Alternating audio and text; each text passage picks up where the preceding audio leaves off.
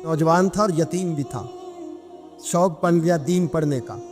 मोहल्लेदार इलाके वाले कहने लगे कहाँ से कमाएगा, ना बाप है ना माँ है ना घर है, कहाँ से। हजरत रूमी कहते हैं नौजवान ने जंगल में झोंपड़ी लगा ली।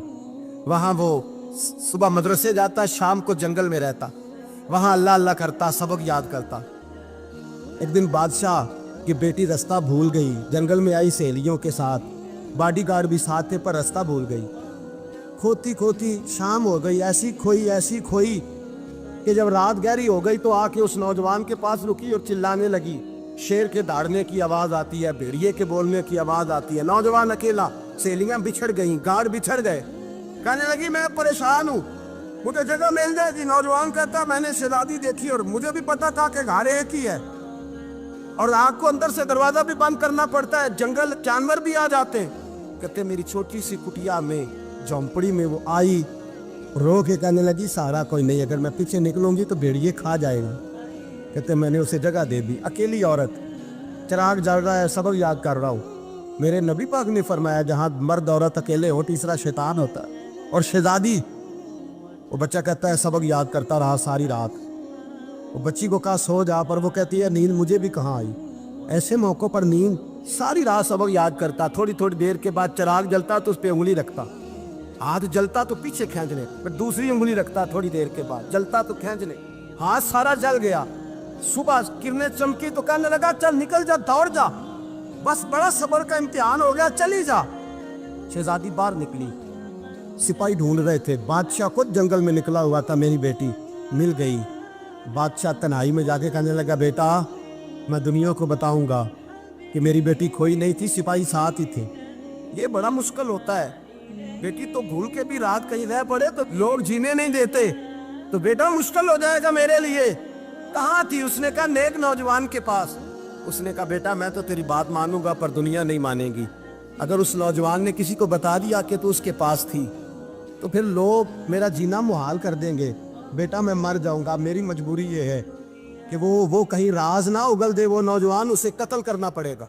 औरत ने मिन्नतें की, उस बेटी ने कहा मेरे मौसम को मारोगे, रोई। और वो कहने लगा मैं बादशाह हूँ, मेरा अपना वकार है, मैं उसको छोड़ नहीं सकता। गिरफ्तार कर लाए सिपाही।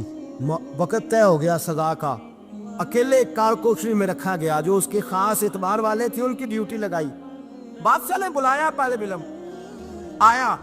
औरत कहने लगी, बेटी कहने लगी एक दफा तो बुलाओ ना, एक सवाल बस पर्दे में रह के पूछना है और फिर जो आपका जी चाहे, मेरे मौसम को मारना तो है, तो मर्जी आपकी। सामने खड़ा किया नौजवान, पर्दे के पीछे औरत खड़ी हो गई। बादशाह बीच बैठ गया। बीबी कहने लगी सारी रात बेदार मैं भी रही, सोया तू भी नहीं। वो जो तू चिराग के करीब हाथ लगा के जलाता था वो समझ नहीं आई। नौजवान रो पड़ा, कहने लगा क्या करूं, मैंने रसूलुल्लाह का दीन पढ़ा है, क्या करूं, मैंने हुजूर का दीन पढ़ा है। मैंने पढ़ा है कि जानी को सबसे नीचे दोज़ख के सबसे निचले दर्जे में जलाया जाए, उसे जहन्नमियों का पीप और रेशा पिलाया जाए, कंद खिलाया जाए। ये रवायतें पड़ी हुई थी। थोड़ी थोड़ी देर के बाद शैतान मुझे कहता था बदकारी कर ले। मैं अपना हाथ उसी वक्त जब शैतान मशवरा देता तो मैं आग पे करता। मैं कहता अगर ये बर्दाश्त हो गई तो वो भी हो जाएगी। जब हाथ जलता तो मैं समझ जाता नहीं तुझसे तो ये नहीं बर्दाश्त होती तो वो कैसे हो। फिर मुझे शैतान मशवरा देता कोई देख नहीं रहा, तो बुलाने नहीं गया, खुद आई, मैं दूसरी उंगली लगा देता। मैंने हाथ जलाया और मैं समझ गया जब छोटे से चिराग की इतनी सी शमा की आग नहीं बर्दाश्त होती तो दोज़ख कैसे बर्दाश्त होगी। कहते मैं बाज आया। बादशाह ने ये कहानी सुनी, लफ्ज सुने तो चीख मार के रोया। कहने लगा ओ तालिब इल्म, तू तो मेरे नबी का सच्चा गुलाम है और मेरे रसूल के जो सच्चे गुलाम होते हैं उन्हें फांसियां नहीं दी जाती, उन्हें तख्त पर बिठाया जाता है। अब तुझे सजा नहीं होगी बल्कि मैं अपनी बेटी का निकाह तेरे साथ करूंगा और मेरे बाद इस सल्तनत का बादशाह भी तू ही बनेगा। अब वो नौजवान वहां नारे लगा रहा है, कहता लोगों तुम मुझे कहते थे दीन से क्या मिलता है, दीन से तो अल्लाह तख्त ताज भी अता फरमा देता है। अगर नौजवान शर्मो हया वाले बन के रहे अल्लाह सारी इज्जतें दे देगा। देखे ना अल्लाह के फजल से इज्जत मिलती है और जब कोई इज्जतदारों जैसा काम ही ना करे। एक बात और अर्ज करनी है पर वक्त थोड़ा रह गया। जवानों, मैं ना जब कभी परेशान होता हूँ ना तो मैं ये वाली बात खोल के पढ़ता हूँ। वाला ये बात ढारस बनाती है, ढारस तवानाई देती है, पूरा मजमून बांधा है। आला हजरत कहते हैं बैरूपिया था मदारी, रूप बदल बदल के दिखाया करता था, बादशाहों से इनाम लेता था। एक दिन औरंगजेब आलमगीर के पास आ गया, कहने लगा मैं रूप बदलूंगा, अगर आप पहचान ना सके तो मैं इनाम लूंगा। आपने फरमाया मैं कोई ऐसे वैसा बादशाह नहीं, कहा मुझे धोखा देना मुश्किल है, कहा नहीं मैं रूप बदलूंगा। हजरत औरंगजेब आलमगीर बड़े नेक बादशाह गुजरे, बड़े परहेजगार वो बेरूपिया कहने लगा मैं रूप बदलूंगा, आप नहीं पहचान सकेंगे। फरमाया चल जितना तेरे अंदर जोर है लगा ले। हजरत ने ऐलान किया कि मैंने फौजी भर्ती कर दे, 2 माह के बाद टेस्ट होगा। वो 2 महीने दौड़ता रहा, रंग रूप बनाता रहा, आया टेस्ट देने, 2-3 सिपाहियों का इम्तिहान लिया, उसकी बारी आई तो 10 रुपए दिए, कहने लगे तेरे आने जाने का कराया मैंने तुझे पहचान लिया है। कुछ दिनों के बाद जाने लगे सफर पर, तो भिखारी आ गए खैरात मांगने, उसने भी सारे मुंह पर स्याही मार ली, कपड़े फाड़ लिए, सर के बाल मुड़ा लिए, पगे तक कटा ली, बदरंग होके आया, कासा आगे किया तो हजरत ने 10 रुपए डाले, कहने लगे तेरे आने जाने का किराया मैंने पहचान लिया है। कुछ दिन गुजरे तो टीचर की जरूरत थी, उसने मुंह से बड़ी कर ली, दाढ़ी नकली लगा ली, सर पे जिना कैप पहन ली, एक शेरवानी ले ली और हाथ में छड़ी पकड़ के आया, कहने लगा मैं उस्ताद हूँ, 2-4 बंदों का इम्तिहान लिया, उसकी बारी आई तो 5 रुपए दिए, 10 रुपए दिए, का तेरा किराया मैंने पहचान लिया। 2 साल गुजर गए, वो जब भी आता हजरत पहचान लेते। एक दिन सफर पे जा रहे थे, बहुत बड़ा लश्कर था, जिहाद करने जा रहे थे औरंगजेब आलमगीर, तो देखा एक पहाड़ी है, पहाड़ी पे लोग जा भी रहे हैं आ भी रहे। औरंगजेब आलमगीर पूछने लगे यहाँ क्या है, कहने लगे बाबा जी बैठे हैं दुआ करते हैं, अल्लाह के नेक बंदे हैं। औरंगजेब कहने लगे यार पुराने लोग सारे ही अल्लाह वालों को मानते, ये भी मुसीबत आई है जितनी नहीं आई है, सारे लोग ही मानते। कहने लगे जरा मैं दुआ ना करा लूं, बच्चे काम जा रहा हूँ। औरंगजेब बादशाह थे, बादशाह लोग नाजुक मिजाज होते हैं, घोड़े से उतरे, बड़ी मुश्किल से पहाड़ी पे चढ़े, ऊपर गए तो लाइन लगी है, बाबा जी खार में बैठे, कहने लगे मैंने मिलना, मैं औरंगजेब हूँ। उन्होंने कहा हमारा बाबा उस तरह का पीर नहीं कि अमीर आए तो रंग और हो, गरीब आए तो और हो, यहाँ अगर मिलना है तो लाइन में लग जाओ, सब एक जैसे। अब लाइन में खड़े हो गए, 50 आदमी आगे थे, कहते हैं 51वां नंबर था। थक गया धूप में खड़ा खड़ा, जब मैं पहुंचा गार के दाने तो मैंने बाबा जी के चेहरे पे नजर डाली तो बड़ा नूरानी चेहरा, बड़ी खूबसूरत लबो लहजा। मैंने कहा मेरे जैसा आदमी भी पगड़ी बांध दे तो अच्छा लगने लग जाता है, बड़ा खूबसूरत अंदाज। कहते हैं मैं उनके पास अत्ताहियात की हालत में बैठ गया, मैंने कहा हुजूर मैं जा रहा हूँ जिहाद करने, दुआ करना। बुजुर्गों ने हाथ उठाए, अल्लाह इसकी मदद फरमा, दीन को गलबा अता फरमा, इसे दीन का सच्चा पक्का सिपाही बना। फिर थपकी दी, 2-4 नसीहतें निकाल डाली, देखना जुल्म न करना, ज्यादती न करना, जब तू जीत खर न करना, गुरूर न करना, नसीहतें भी कर दी।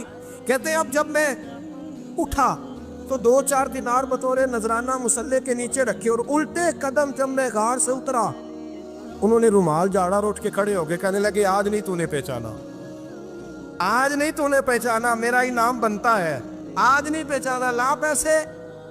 औरंगजेब कहने लगा यार तूने याद कर दी, कहाँ चढ़ा कहाँ खड़ा रहा, धूप में थक गया, कमाल कर दी भाई तूने, बता तू क्या लेगा, अब तू देख जल्दी बता, वो कितने लोग पीछे धूप में खड़े हैं, लश्कर सारा खड़ा है, क्या लेगा। उसने कहा सबसे कीमती हीरे वो है जो तेरे सर के ताज में लगे हुए हैं, मुझे तेरा ताज चाहिए। ओ भाइयों सुनना और याद रखना, मेरे आला हजरत कहते हैं बादशाह ने सर के ऊपर से ताज उतारा, बहरूपिये के कदमों में रखा और कहने लगे ये ले, और ये तो तेरा मांगने पर मैंने दिया है ना, मैं वापस आता हूँ तो आना, मैं अपनी मर्जी से भी तुझे दूंगा। तूने औरंगजेब जैसे बंदे को धोखा दिया, आना मैं उस वक्त भी दूंगा। वो देख बस बात खत्म हो गई, हद हो गई। देख कर कहते हैं जब मैं पलटा ना वापिस, बहरूपिये ने आवाज दी बादशाह ठहर जा, तो मैंने पलट के देखा तो कहने लगे ये अपना ताज ले जा, उठा और ले जा। मैंने कहा 2 साल बीत गए तुझे मेहनत करते, आज काबू आया तो ले जाओ। कहने लगा ले जा, मसला समझ में आ गया। मैंने कहा मुझे भी तो समझाना। कहते वो फूट फूट के रोया, उसकी आंखें बरस पड़ी, सैलाब की तरह आंसू बह निकले, तड़पा और रो के कहने लगा बादशाह मैंने झूठ मूठ रसूलुल्लाह की गुलामी इख्तियार की थी, झूठ मूठ की दाढ़ी, झूठ मूठ की पगड़ी, झूठ मूठ का फकर, मैंने झूठ मूठ नबी पाक का लिबास पहना है, तो तेरे जैसे बादशाहों के ताज मेरे कदमों में आ गए हैं। अगर मैं सचमुच रसूलुल्लाह का गुलाम बनूंगा तो अल्लाह क्या कुछ अता फरमाए। اللہ کتنی نعمتوں سے نوازے.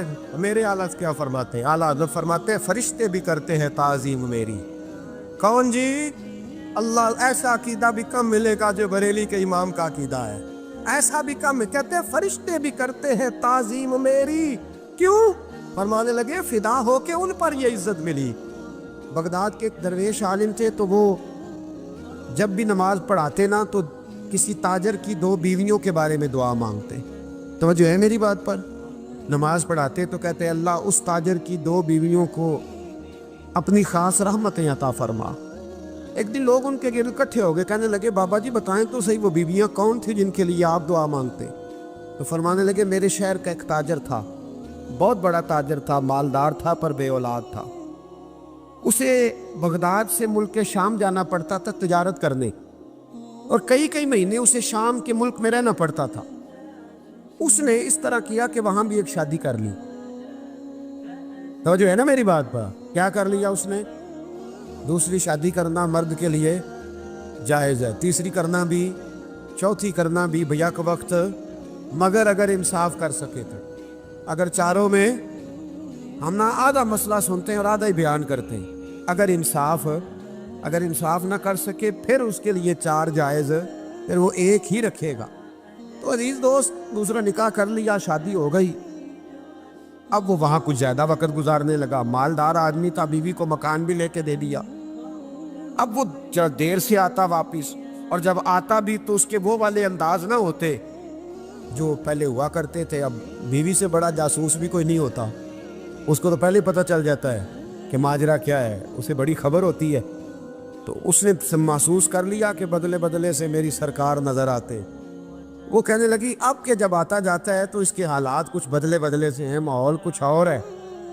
اس نے ایک بوڑھا آدمی جو اس کا عزیز بھی تھا اور سمجھدار بھی تھا اس کو تیار کیا. کہنے لگی اب کہ جب ملک کے شام جائے نا تو اس کا پیچھا کرنا اور خبر کرنا کہ کہاں رہتا ہے, کہاں جاتا ہے, کیا کرتا ہے. وہ بوڑھے بزرگ جو تھے وہ خاتون کے کہنے پر کچھ اس نے کرایہ بھی دیا. وہ اس تاجر کے پیچھے گئے اور واپس آ کے خبر دی. کہنے لگے کہ یہ تو 2-3 سال بیت گئے, اس نے وہاں بھی شادی کی ہوئی ہے, تجھے بتایا ہی نہیں. ابھی بھی بڑی سمجھدار تھی, حوصلہ مند, زیرت. اس نے شور نہیں مچایا. اس نے کہا کہ میں نا اب جب آئے گا نا تو طریقے سے بات کروں گی اور پوچھوں گی کہ ایسا کیوں کیا. اور یہ بھی اس نے آ کے بتایا کہ اگر تیرے ساتھ نکاح کے بعد اسے اولاد نہیں ملی تو اولاد وہاں بھی کوئی نہیں. یہ مکمل تفصیلات. اب جب اس دفعہ خامند آیا تو آتے ہی وہ بیمار ہو گیا, کمزور ہونے لگا. اب خاتون نے مناسب نہیں سمجھا کہ آتے ہی دھڑام سے میں اس کے سر پر یہ ٹھوڑ دوں کہ تو نے نکاح کیا ہوا ہے اور مجھے بتایا نہیں. وہ ذرا تسلی میں رہی, کچھ وہ بیمار تھا, حوصلہ رکھا, خدمت کرتی رہی. کچھ دن گزرے تو وہ تاجر انتقال کر گیا, فوت ہو گیا. اب راز کھل نہ سکا, عدت گزاری, اور جب سارا مال جمع کیا نا تو اشرفیوں کی بوریاں بھر گئی. سارا مال اس بی بی کا, 4 بوریوں میں اشرفیاں, 4. یہاں تو پیٹ کا دوزخ ہے, معاذ اللہ, بھرتا ہی نہیں. حل من مزید, حل من مزید. وہ جو کہتے تھے نا کہ بس باہر چلا جاؤں اور باہر میں کچھ تھوڑے سے پیسے کما کے 2-3 سال میں لوٹ آؤں گا, پھر یہاں آ کے کوئی کاروبار کروں گا. وہ گئے ہیں تو واپس نہیں آئے. وہ جو کہتے تھے نا بس میں نے اتنا سا کاروبار کرنا ہے کہ مکان بن جائے, انہوں نے 4 مکان بھی بنا لیے ہیں, لیکن بریک حل من مزید کی دوڑ ہے. اب 4 بوریاں اس عورت نے چھپائے رکھی. کوئی بندہ نہیں جانتا بغداد میں کہ ملک کے شام میں تاجر کی دوسری بیوی بھی ہے. جب وہ فارغ ہوئی تو اس نے اس بوڑھے جاسوس کو پھر بلایا اور 2 بوریاں اونٹ پہ رکھی, خود بھی ساتھ بیٹھی اور ملک شام گئی. اللہ اکبر. وہ بزرگ کہتے ہیں میں ایسے نہیں دعا کرتا. اس کو جا کے کہنے لگی میں اکیلی وارث نہیں ہوں, آدھے کی وارث تو بھی ہے. میں اکیلی وارث نہیں, یہ تقسیم وراثت ہے, آدھی کی وارث تو بھی ہے. تو رکھ اپنے پیسے, مجھے پتہ ہے اس نے نکاح کیا تھا پر مجھے بتایا نہیں تھا, تو رکھ اپنے پیسے, میں تجھے دے رہی ہوں, آدھے تیرے ہیں آدھے میرے ہیں. اس نے نظر اٹھائی تو رو پڑی. کہنے لگی نہیں اب یہ سارے تیرے ہی ہیں. اگر تو اللہ سے ڈرتی ہے تو میں بھی رب سے ڈرتی ہوں. اگر تو مصطفیٰ کریم کا کلمہ پڑھتی ہے تو میں بھی اسی نبی کی ماننے والی ہوں. کہا بات کیا ہے, میرا کیوں ہے سارا؟ تو وہ خاتون کہنے لگی وہ 2 سال 3 سال سے میرے ساتھ نکاح تھا اور اس نے بتایا تھا مجھے کہ میری بیوی بھی ہے، اور میں غریب تھی تو میرے والدین کو بھی بتایا تھا کہ میری دوسری شادی ہے۔ یہ مکان اس نے مجھے لے کے دیا تھا، میرے تمام اخراجات وہ پورے کرتا تھا، نان و نفقہ کا خیال رکھتا تھا۔ لیکن اب کہ جب وہ آیا تو وہ بیمار تھا۔ اس نے مجھے بتایا کہ مجھے طبیب نے بتایا ہے کہ میں شدید بیمار ہوں، شاید بچ نہ سکوں۔ تو کہنے لگی وہ مجھے کئی لاکھ روپے بھی دے گیا اور جاتے دفعہ مجھے طلاق بھی دے گیا، فارغ کر گیا۔ کہنے لگا تو جہاں چاہے میرے بعد نکاح کر سکتی ہے، اور کہنے لگا میں چاہتا تھا پہلی بیوی کو بتا دوں، موقع نہیں بنا اور اس کا دل نہ ٹوٹے، بتا نہیں پایا، لہذا وہ مجھے ڈھیر سارے پیسے دے چکا ہے، سارا میرا حصہ مجھے پہلے سے دے چکا ہے۔ میری بہن اب یہ 4 بوریوں میں سے 2 میری نہیں بلکہ 4 کی 4 ہی تیری ہے، تو ہی اس کی حقدار ہے۔ تو بزرگ کہتے ہیں مجھے بتاؤ جن کے اندر اس قسم کے تقوی کی جھلک ہو ان کے لیے ہر نماز کے بعد دعا مانگنی چاہیے کہ نہیں مانگنی چاہیے؟